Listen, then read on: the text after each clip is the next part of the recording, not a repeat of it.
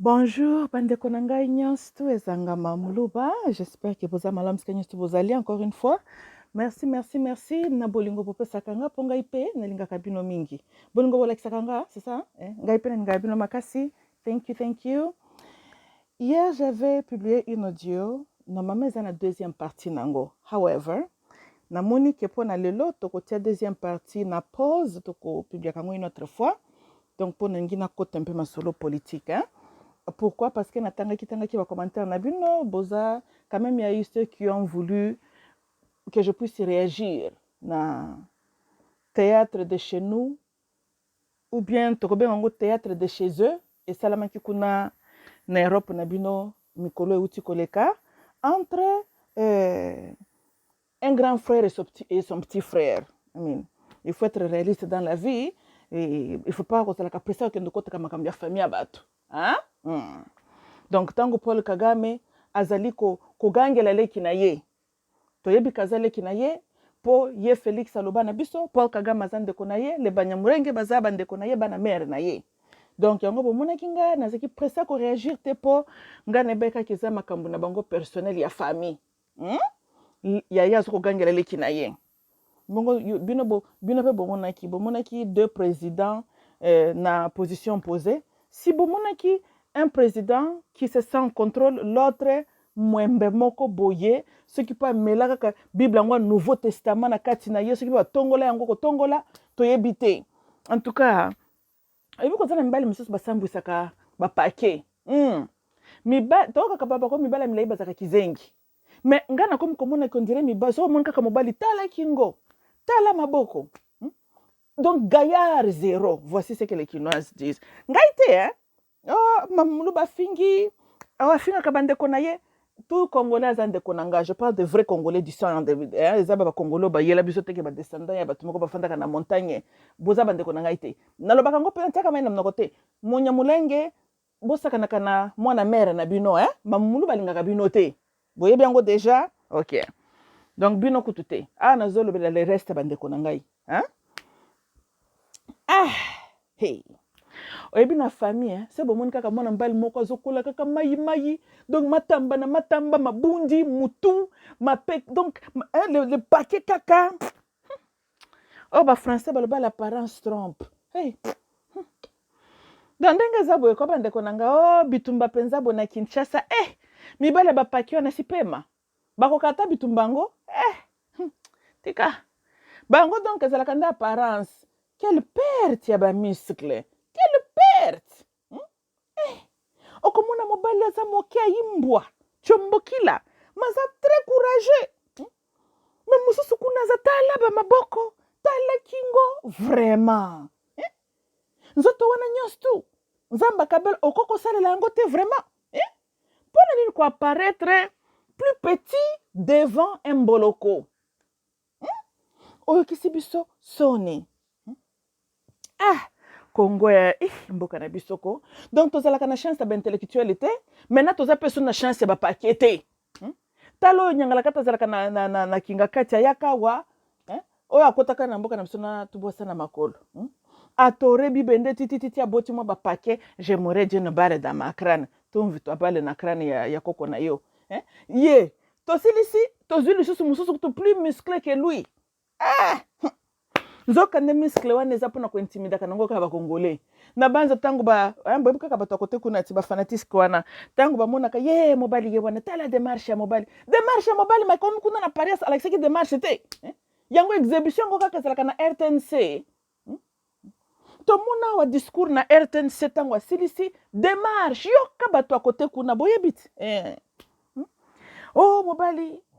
Excuse me. Oh azanoko, azayanke. Aza soki pe Joe, fallait pas yankin, azande ba yankin. Totali na Paris anga lobi lokola bakema kam na bango soki pe G7 kuna na Paris sope loko nini akokutana na chombokila kakafar oyo azalaka pe na mboka voisin. Na mama Rwanda, en tout cas nakokoma wana après. Sikoyo à notre surprise, binomoko bomoni l'exécution que nous avions vue. Na ba Rwandais, ba telemi ba simbi drapeau, ba lobi, ils sont fiers d'être Rwandais.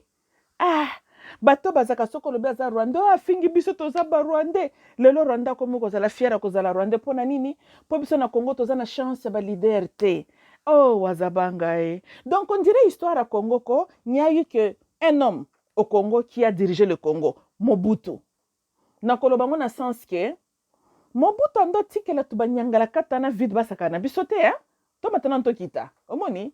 D'ailleurs, le Zaïre n'a jamais aussi eu une armée forte comme telle. Non, non.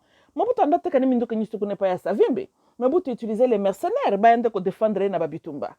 Mais ozomona kaka nko yikaka, soka talu atana miso atelemi kaka. Boye bina funga la parenthèse muke, il fut à une époque, bina bato ba français babakane.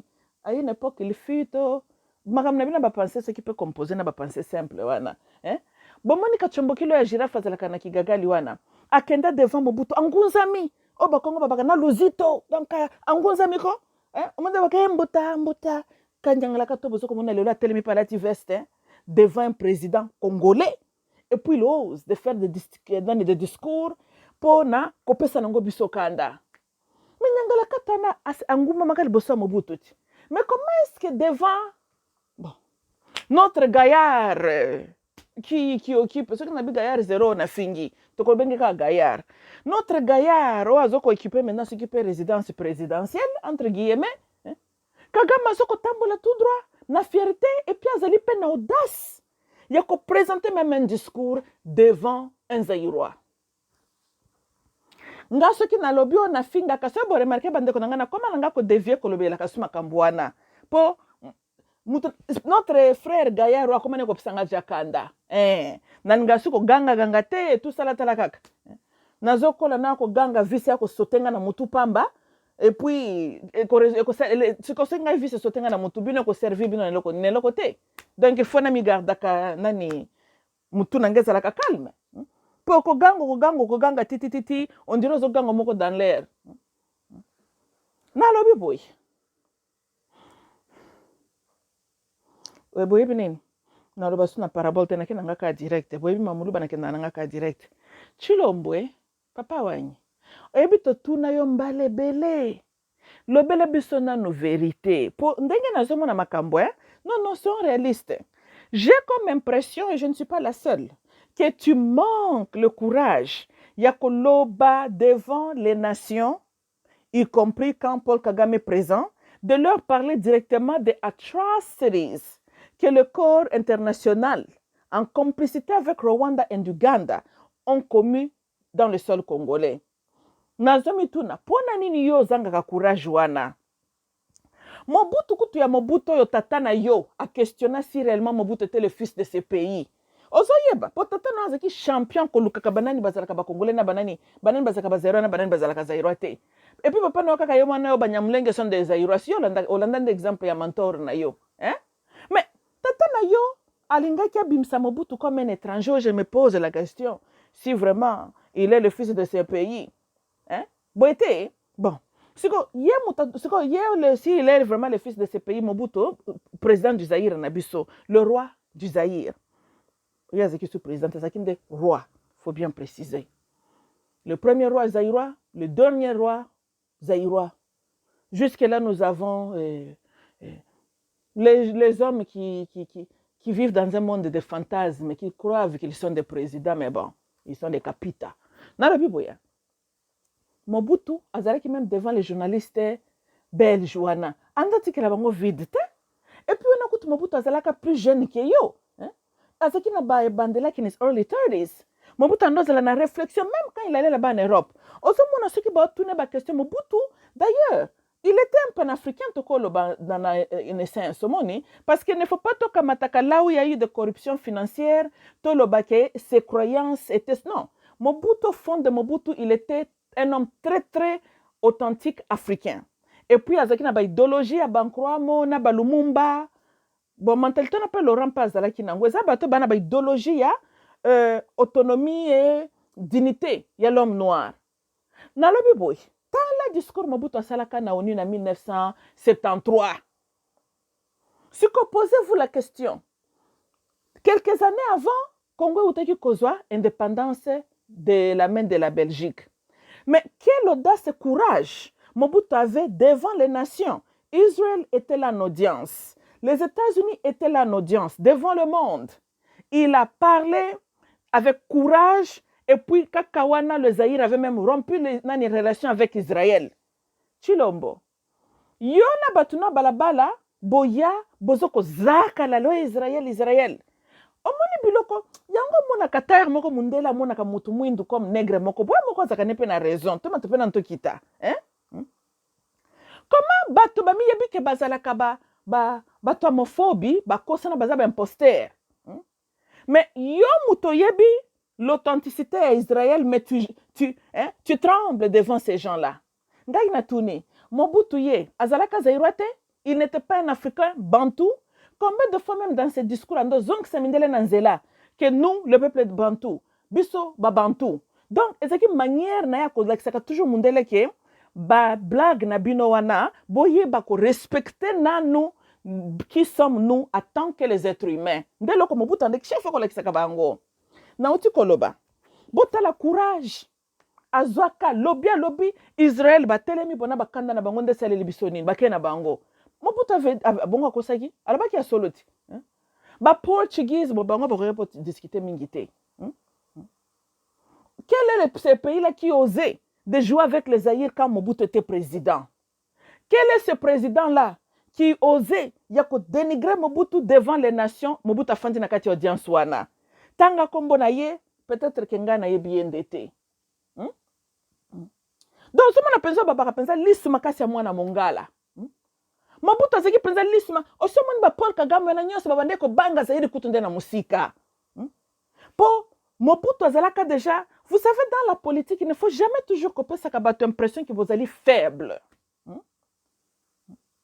Politics c'est ça lokola na bengango, comment je peux dire?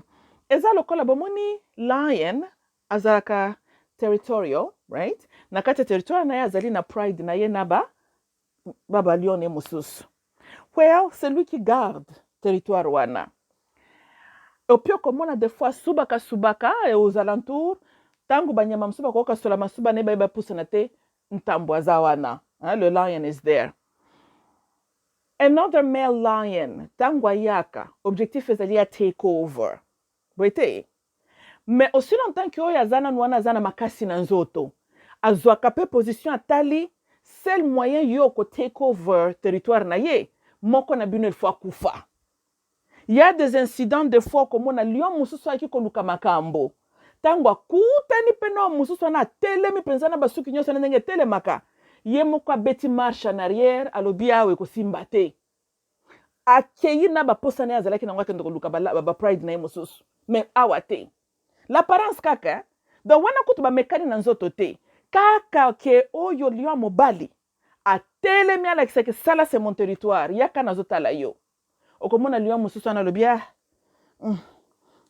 Prochain rendez-vous. Lelo te to abolir l'idée lelo. Akei. C'est comme ça. Des fois les nations se musclent, ils se montrent des muscles silencieusement, mais kasi ndeta mbolo ba guerre froide. Ezalaka les grandes puissances bazo la kisake ngana za fort yopo za fort. Tokani sans que masasi le moins pas venant de masasi la kame en utilisant des petits pays. Des places comme masasi kenda kolelela. Mais ezalaka bongoti. Ce qui pour Russie les États-Unis que toza makasi comme on a baké ko bundela par exemple na Syrie kuna, hein? Quand on est soutenu par les Américains, quand on est soutenu par la Syrie. Si on va gagner guerre, en fait, c'est soit les États-Unis qui gagnent, soit les Russes, donc ils se battent à travers les autres nations. Ngai nazolo baboy. Pona nini te yoko kite ko bandaka ko telema na ba discours moko poignant ko bandaka ko lexaka que tu représentes un grand pays. Et puis na comprendre ka yango yo mona ka Zaïre Congo nezalaka mbujimai. To village ya tata nokuna na kabea mwanga obi na comprendre ka ote chilombo. Est-ce que tu te rends compte que tu es qui d'abord? Tu es le président d'un grand pays comme le Congo Zaïre. Oh, un pays qui épate même le plus intelligent des scientifiques dans le monde. Un pays qui n'arrête pas d'étonner toujours le monde. Bazonga boyo richesse boye bimi. Babaluka boye yo somona un pays tropical mais neige kweyaka na ngomba kuna na Goma kuna na este mundele elekelaka ye mais soko longwe kaka kilomètre siki pa bangomba wana bozongi lisusu na bamalili na bino sope siko neige wana ekitaka soko uta wapi. Il n'y a pas vraiment des explications. Tokani? Tala neti nyama oyo kapi. Comment nyama mobimba ne peut pas survivre ailleurs et puis il n'est pas retrouvé dans d'autres parts of the earth à part que na kati ya Congo? Comment on explique cela? Congo est un mboka moko de fois il y a des situations that defies logic, that defies l'intelligence de l'homme. Pour na komo kolakisa le niveau mystique de ce pays-là. Oh yo yo zo comme la biso, lokola biso tozaba mwembe. Nous ne sommes pas les Brazzavillois. Je pouvais encore comprendre si toi tu représentais le Burundi. Tu bamboka moko chana na wanoyo. Mindele bakata kika par formalité. Na bakata soko se réalise que tu es à la tête de quel pays? Tu es à la tête d'un pays qui est responsable d'un grand peuple, même dans l'histoire. Oluka na masolo esclavagisme, grand nombre zokuta bangoka na Congo wana. Ozonga bozo ozokuta kaka donc Congo ezalaka lokola racine ya arbre. Bomoni nzete na sama bele sezali na ba racine bele sala bon, n'est-ce pas? Mais na libanda bomoni nzete et puis bomoni ba différentes branches na ngo. Siko ba racine wana nzete na sama bele ezalaka Congo. Omoni kato lobi kata branch okuna okimi nango soki pe ndenge nini, ça ne changera pas que et outil de tel arbre et musisa ya nzete wana eza e outil awa poko kata pe nzete te otiki musiso memi nzete kuna. Omoni ndenga ina solo parce que tu réalises na kati ya Congo, ça c'est le peuple encore une fois soko tel biso na anglais ya tozalo kola misisa eza na sama bele pona arbre. Cela veut dire que na misisa wana Congo eza pe responsable ya peuple tobenga kape bazulu wana. Na kati ya misisa wana bien sûr toza na bato ya bateke ba Congo et le peuple luba bampi kaka na misisa wana. Okokendo retracer ba différents peuples na ti na bazambi, ti na bazimbabwe, ti kuna na Nigeria, ozokuta kaka les liens avec Congo zokomona wana. Est-ce que tu es conscient ou tu n'es pas conscient? Mobutu azalaka tellement na dignité. Combien de fois azalaki toujours kutu mutabenga kamboka na le grand Zaïre. Yo kandenga surnommé même fleuve na biso hein. Le fleuve Majestic River ya Zaïre. Fleuve Majesté. Nyonso Mobutu bandabi manam noko na c'était toujours ko pesa honneur na ko kumisa tout ce qui était zaïrois. Hein? Ko kumisa ezala ko tina ba détail mama zaïroise. Donc, on dirait que na Aden ya Mobutu. Ce qui est dans la interne, wana talibiso. Mais devant les autres nations, idéologie kokoyate, wazabango wapi. Batu bakotala ba, siko ba mani dignité na Mobutu azaki nango na charisme wana. E banda forcer bamboka msusu ba banga zaïrois. Oui.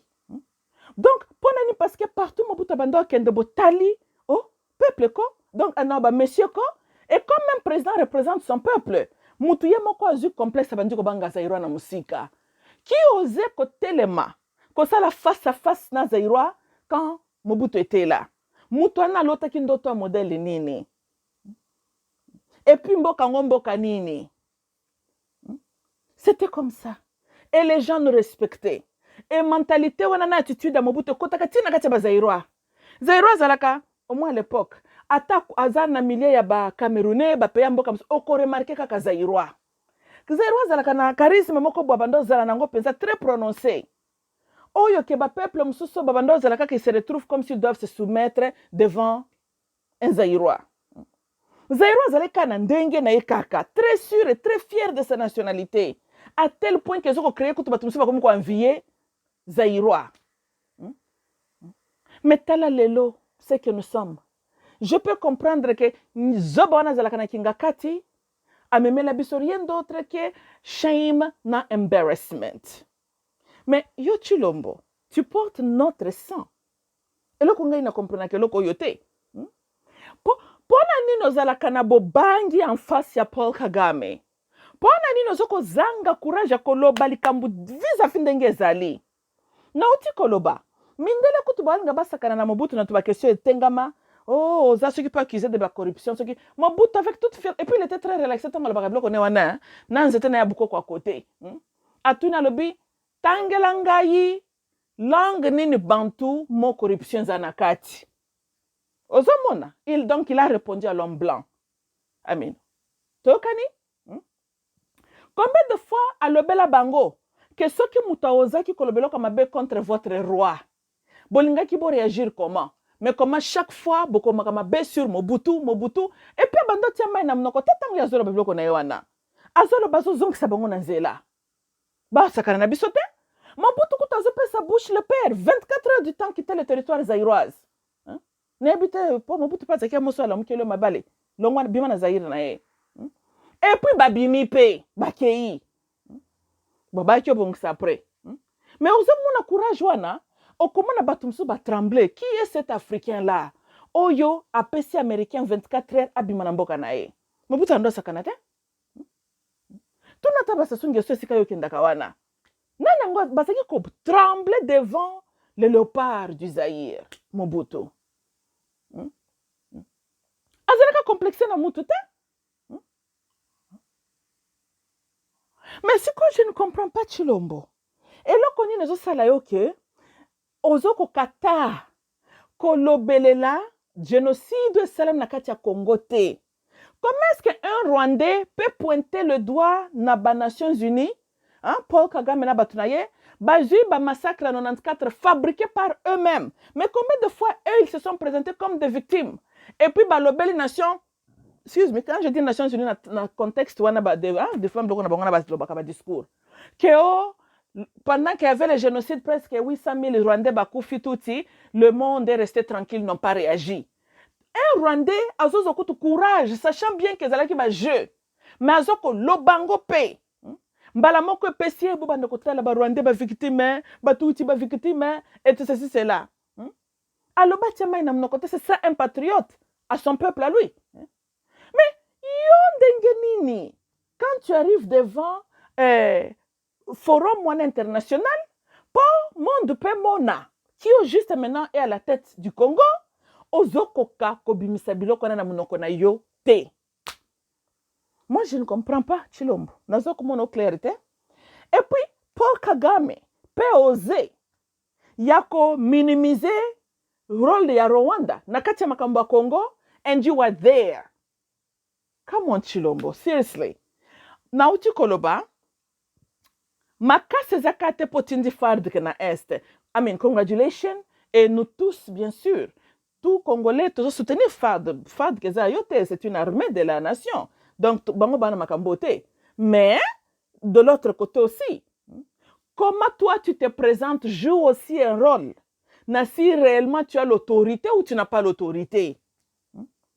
Mobutu tellement zalaki ko projecter loko wana que même tant soda zo kende ke Mobutu atindi azo kende na fierté ozomona donc sali lokola maloba ya autorité oyo mokonzi na ya sa tiena kati na ye tangu soda zo tambola na confidence moko boye donc asemi yebel déjà kaza Victoria avant kutaka ndeko sasa batu banani babale na bakran asemi yebel déjà kaza Victoria pona nini po muto na tindi bitumba atindi na maloba ya confidence atabotelie micro kaka attitude na confidence na ndazozala nango soda zo kende na fierté tala phase ndenge bazalaka ba homme ya ba fierté bando bange tumbate parce que tala na muto azalaki ko gérer bango yemoko na attitude na zaki ndenge ni Chilombo oya biso FARD que ils ont été démoralisés par nyangalaka tona zalaka na kolowe na nani na kingakati wana ça on comprend.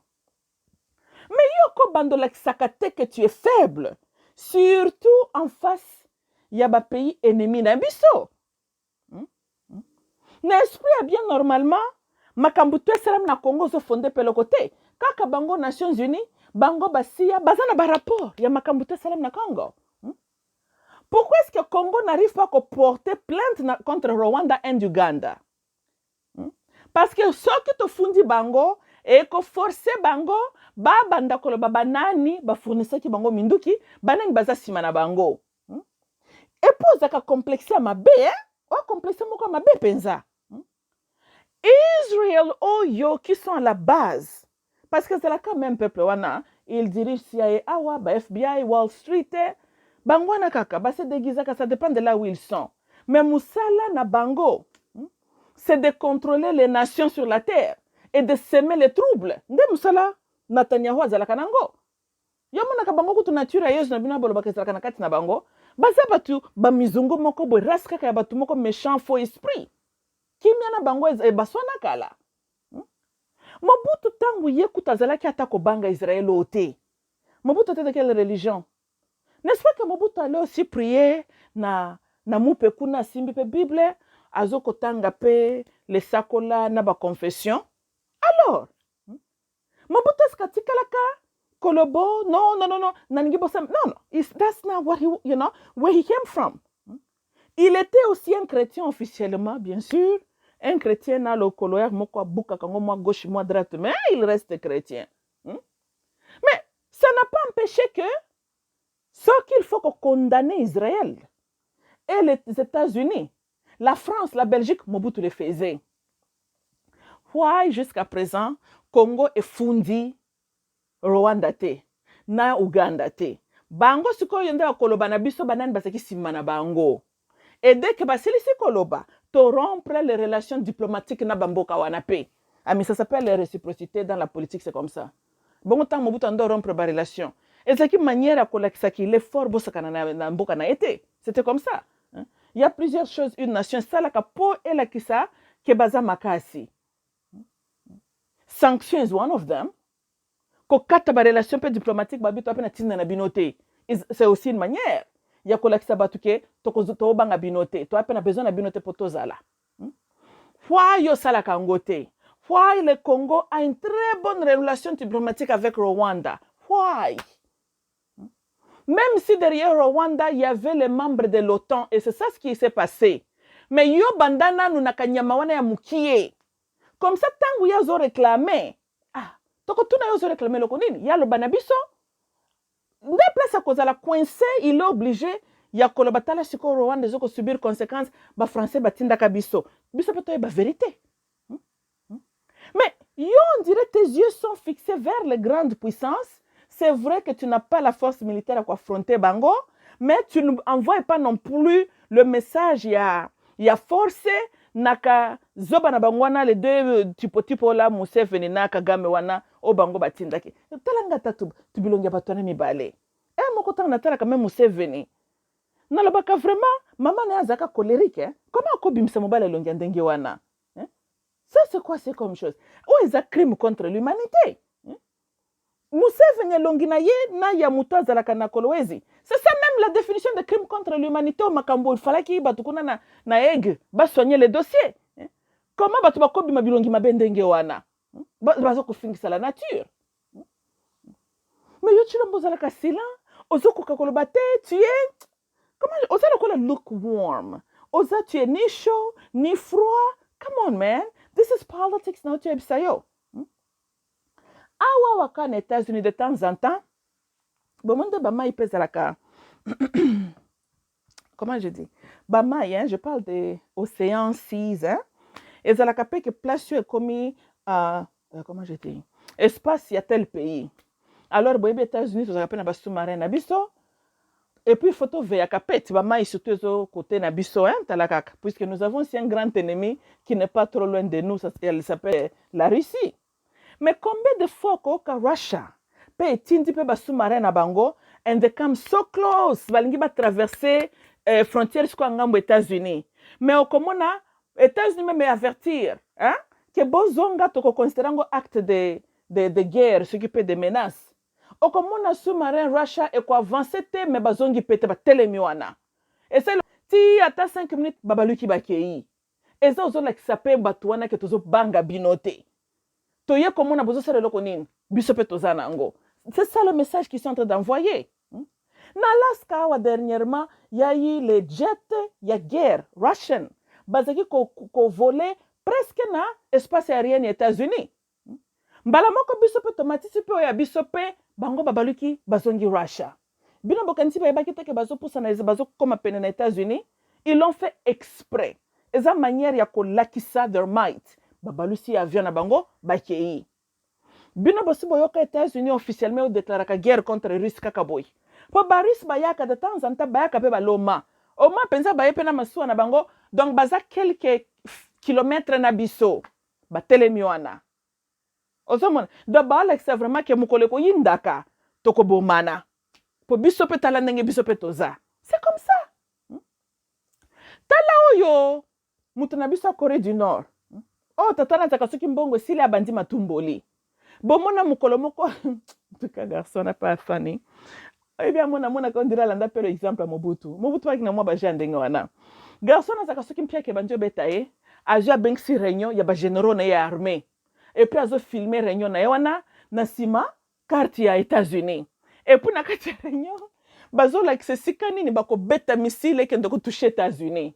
Tango ba américain bako kaka bongo Corée du Nord lingetinda missile vers awa bakoti ba panique babime allez okomona diplomate américain bakena nokuna ube ba bengsi ya Corée du Nord to sorola kambango ezani ti bako ka bango pe ba se calmer États-Unis pe e bateli lole monango ka ndenge wana bino bokani yo so mono zo planifier ke ndoko beta mtu missile puis au filmango et puis monde entier ba mona ezali azoko bluff omone bon il peut aussi être sérieux to éviter mais une chose est vraie beaucoup de risques te ko zone ka ko bluff you don't know mais t'as un petit pays comme Corée du Nord na mutuana même États-Unis et kendaka ko attaquer ngobo directement te pour garçon na pas l'accès ka ba américain que na biso ka melaka banga modèle nini que ceux qui bo sakani Floride ke yeli mwe to zela ki na Cuba kaka wana Fidel Castro non loin de Florida.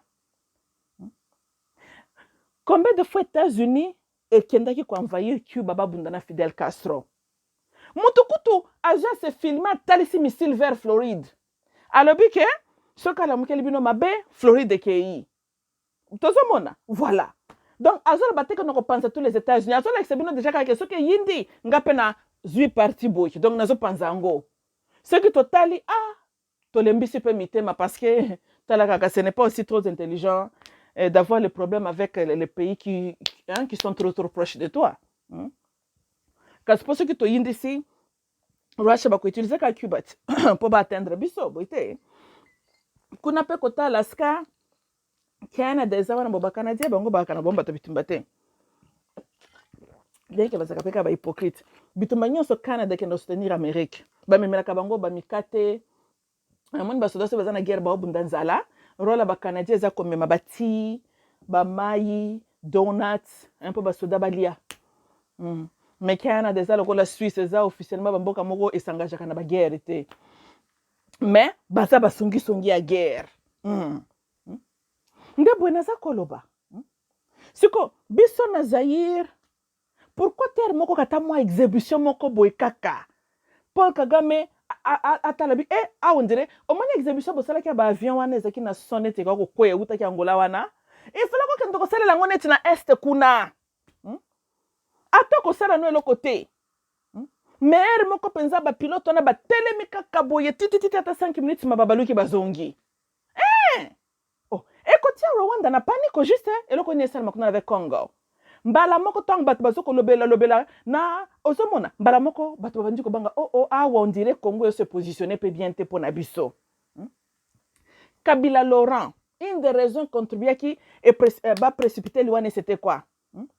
Auti na Corée du Nord asomba ki mama na munduki. D'ailleurs chirombo faut que ndoko récupérer munduki na zobo ya kingakati a bomba ngo kuna sipe na Lubumbashi sipe mise sipe lokonini. On dirait tekela ngo pe bande connaître après ngo Rwanda to bakate. Laurent asombi mama na munduki. Laurent avant kutuwana armée angwa biso zalaki makasi ndenge nini. Mais Laurent se battait contre Rwanda pays.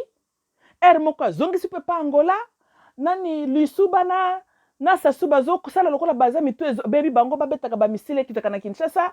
Laurent lobi e bobunda guerre na bino bisile zo kita basali niti bazo kate a osé quand même atindi bakadogo bien que sasungi so zongi sala kibiso bakadogo na ba cercueil. Mais Laurent tinda beba missile kuna na Brazza journée mobimba. Vous vous imaginez? Atangisela bango penza mbula balobio toke bana bitumba tozo bunde kotaka so na Kinshasa te. Mutona za liboma. C'est comme ça. Maintenant quand vous imaginez? Côté boya no qui c'est li braza journée mobimba. Côté boya so tinda pe qui Angola basakani. Côté kuna zo bunda bien sûr avec les ennemis que nous tous nous connaissons. C'est ça Mobali. C'était comme ça. Laurent Zaki na bamindu ki Angola combien? D'ailleurs Laurent n'était pas aussi ami à Occident comme tel. Il y a Zaki muta idéologie ba URSS, ba Fidel Castro, ba Corée du Nord, ba Iran, de batuna yeti. Ba communiste wana toko koloba entre guillemets. Tango Rwanda bazo koyoka te, bazo sala lokola mituna bango sala ka bien te. Oh bazo kendo kozo soki pe kindu sima bakokota na Mbujimayi sope na Kasai. Laurent lobi tien, Laurent kena nukotala camarade na biso azaka na Corée du Nord abitala tu nyangala katana on dirait bazo kanga à travers to solola. Azwak asomba ki mundu ki moko le kombo bo misepe biloba loba. Mais tant Rwanda zo menacé ko kendo kokota na Manyema et puis Kasai. Laurent lobeli monde nini que soki Rwanda est mekikaka alors il va effacer Rwanda de la face de la terre. Bobani du monde hein. Tango balandi spona ba service d'intelligence effectivement somba ki mama na munduki. Soki a beta kiango Hiroshima et Kosa. Et malheureusement, une semaine après, on lui a battu. Mais vous posez mon amoto.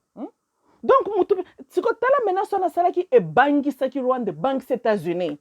Babi en tout cas, il faut te précipiter les camboy. Et puis ndanga na mona la ka Laurent, alinga ki pasa langoko.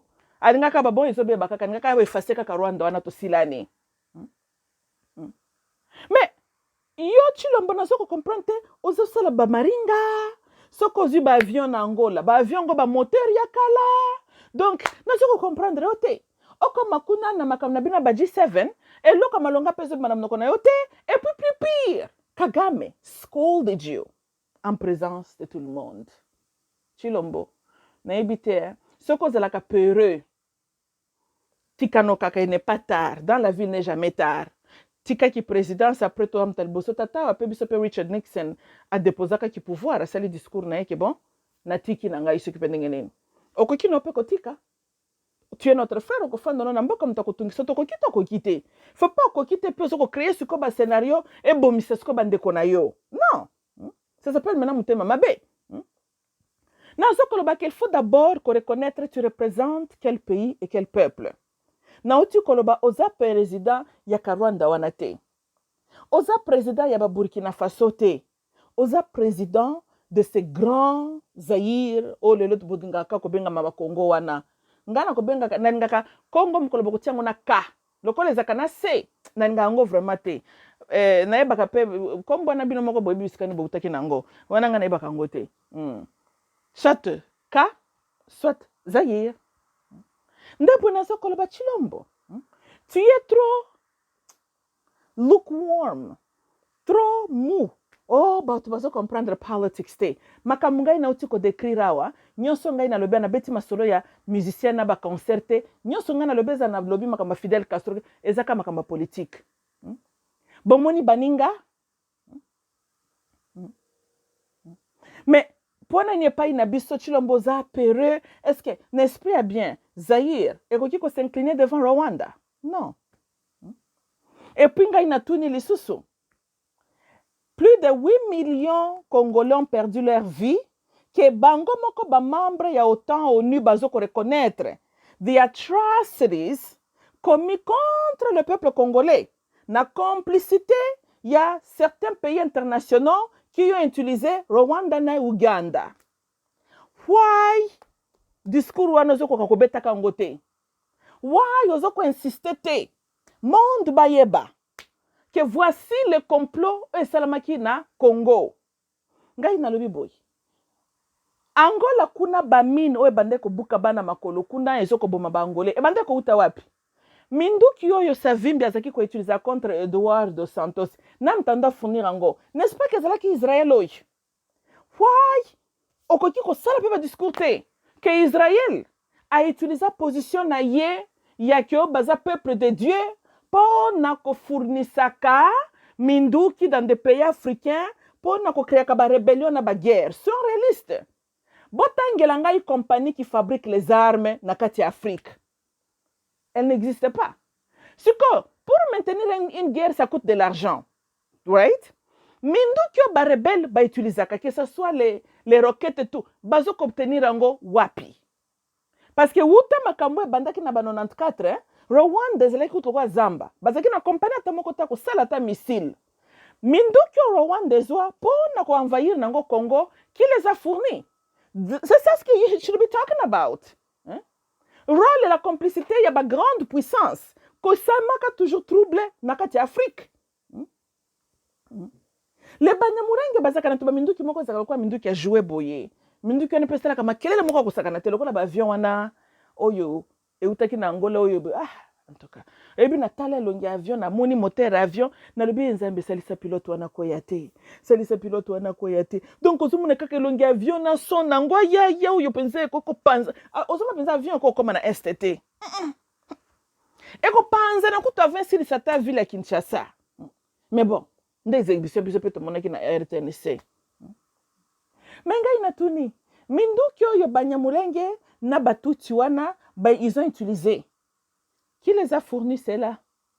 Nani mutapesa la kabango ba uniforme? Nani mutapesa kabango biloko kolia et tout? They use cell phone. Nani mutazo fournir bango ba cell phones wana? Who? Je doute fort que Rwanda de soi-même tango e utaki ko tango Paul Kagame bomi Abiyarimana ke yazaki na mbongo nyonso na ko somba minduki c'est cela pona ko sala face avec les Zaïre. Ezalaki Israël en complicité avec les États-Unis. Mutu ils lui ont fourni ba arme wana. Wa yo lo bakangote. Si les États-Unis avaient moko comme on est chrétien pe Russia oh tala makambo Crimea ezalaki aspect Crimea ce qui peut Crimea. Si les États-Unis pendant Russia bazo kendo kotia 2 heures de kuna patati patata. C'est comme ça. Parce que c'est ça la vérité. Déjà dans la Crimea, kuna aspect Crimea, of course nous connaissons tout quelle est la grande puissance qui était derrière makambo wana. De bongo tambolaka.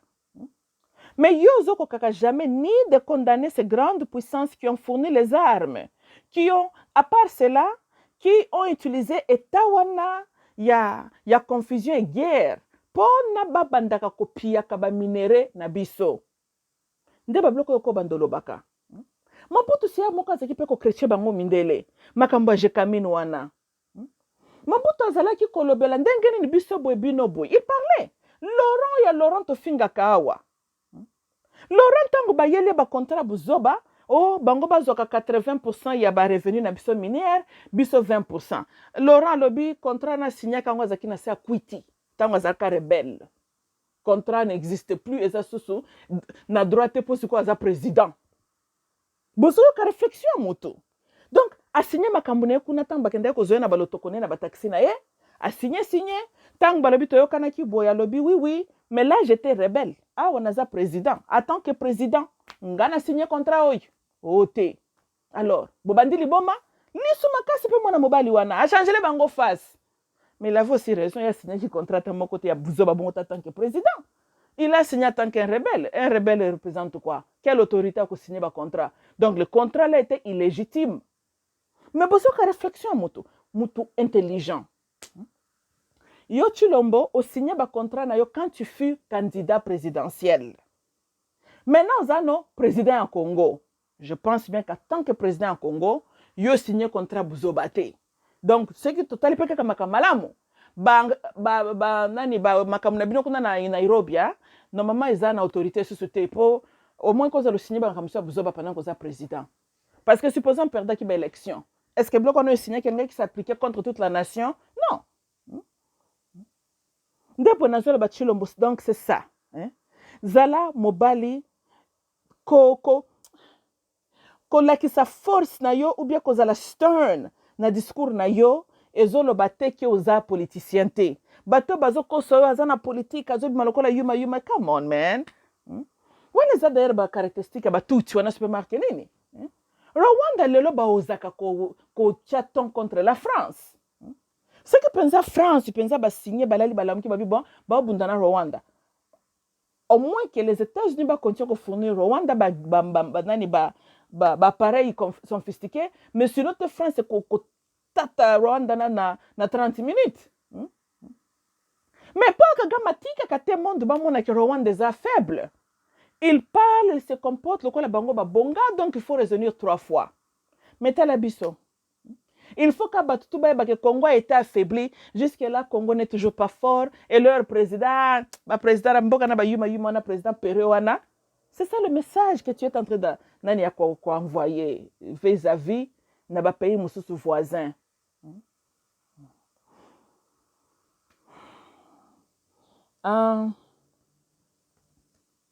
Eh bien, il faut que exemple par Mobutu. Mobutu est champion, il a refoulé Batou. Et ensuite, il peut en tout cas botamboli. Bon, il y a ce qui est le camp. Oyebi Chilomboko qui même ko sala acte moko, hein? Oui, c'est ça politics, man. O ensemble, ta 1000 banyamulenge. Basali penza exode, ba kota Rwanda. Oui, ça, amen. Na tu peux exemple Russia ba kana ba avion na bango ya moko ti Alaska awa. Et puis bazongi. Mais sauf que biso ba Rwanda na ba kokende. Ce qui Paul Kagame a dit, non, tozongi cette histoire, ils étaient de tout venant du Rwanda, bayaka kofan sabangwana na kamba réfugiés, maintenant il y a la paix dans Rwanda, bazongi pa ina bango. C'est un argument qui tient debout. Nanongo ko pesa autor. Mais ngai na mona ba européen de l'est tambanga ki bakende ko dominer Palestine, balobio nzamba prometaka bango territoire wana à l'époque. Boité, pour na ko justifier pourquoi bakepi banganzama. En 1948, on les a déclarés comme une nation, Israël et tout. Mais oh, il y a biso pe na Congo to kosate les banyamulenge Croix Rouge mutubayela ka biso bango batie bango na comme ba réfugiés. Yo kozwa pe bango chaque jour ozoko tia 1000 na camion. Okati bango. Soki autant to unu balingi baganga yo lobi OK, soit Croix Rouge bolingi bozwa bango. Mais awa bakoza so na Congo te. C'est simple que cela. Mais je vais conclure par dire une vérité. Programme Yaki Refugees, le pays original il y a réfugiés, Bafutaka, Mbongo pe, pour na ba réfugiés na bango. Tango ONU ekotisi banyamulenge la bande konanga bolanda likamboyo, hein. Bon tango ONU ekotisi le banyamulenge na kati ya Zaire wana. At the point I think it was like what, still Congo, Belgian Congo.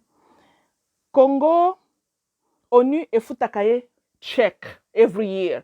Parce que normalement, les banyamulenge ba comme ko bazande sous responsabilité ya ONU en fait. Hein, il y a Croix-Rouge qui est organe ya ONU. Mais eza lokola ba fandi si bato pa ina bino, mais ba pesa kambongo pona kolia batuana sécurité na bango et tout. Vous savez pourquoi les Zaïre ti lelo le Congo zo zang autorité a kobengana batuana? Corruption. Donc Congo est au lit avec Red Cross na ba UN, mbongo na soki koti na kesa l'État et koti na bibombi ya batu, moyen Congo ezo munoko ko fungola koloba na Banyarwanda bazonga ezate. C'est ça ce qui se passe. Parce que soki to bandaki ko bénéficier de la présence na bango na Congo, na désordre basali biso tenga to benga na bango.